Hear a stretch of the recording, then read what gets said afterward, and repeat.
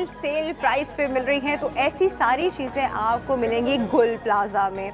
गुल प्लाजा कराची की एक ऐसी मार्केट है जहाँ पे आपको क्रॉकरी, जहाँ पे आपको इलेक्ट्रॉनिक्स, बच्चों के खिलौने, कपड़े, जूते, कंबल, blanket, carpet, luggage, whatever you can think of, वो आपको यहाँ मिलेगा। और ऑनेस्टली स्पीकिंग बाकी सारी मार्केट से बहुत कम प्राइस में मिलेगा। गुल प्लाजा में आने की तजारती मरकज कहलाता था कराची का झूमर।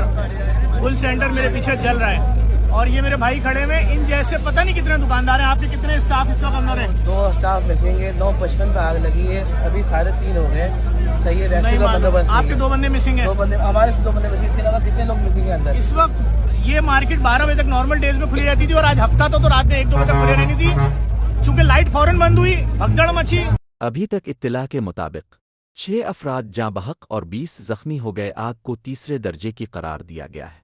इब्तिदाई तौर पर आग शॉपिंग प्लाजा के मेज़नाइन फ्लोर पर लगी। Shopping plaza ground mezzanine plus 2 floor पर मुश्तमिल है। आग ने ग्राउंड और फर्स्ट फ्लोर की दुकानों को भी लपेट में ले लिया।